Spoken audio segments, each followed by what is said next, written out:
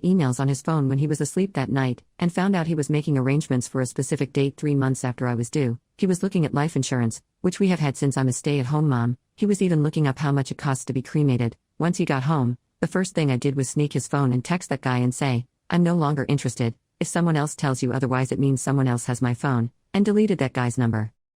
I didn't want him to know I was snooping, but the thought of my husband not being around tore me. I remember being sick to my stomach and bawling in our room just thinking of the idea of not having him around. I love him more than life in itself. I would die for him and not even have to think about it. My husband is my entire world. That day on, I made sure he knew that, even if it meant embarrassing myself. I started bringing him flowers at work almost every day. When he would come through the door, I would screech with excitement and give him a hug and a smooch and tell him I missed him so much and I couldn't stop thinking about him all day. When I was out with him, how beautiful and handsome he is. When he was around my friends, I'd say, "Look at my husband, he's so beautiful."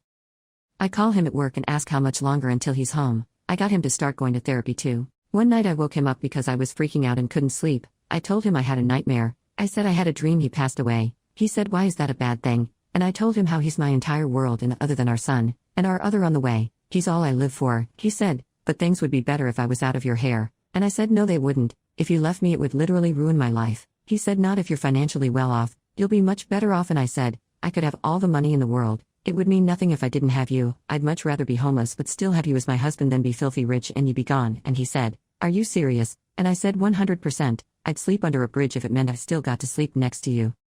He said, "I didn't know you felt that way." And I said, "I really do." I asked if I could go with him to therapy. He said yes. I told his therapist I think he has depression, and he admitted he might. He got a prescription, and it seemed to help him a whole lot. Even though it's been 5 years, I still do all those nice things for him, like call him handsome and bring him flowers. I don't ever want him to second guess for a second that he's my sunshine.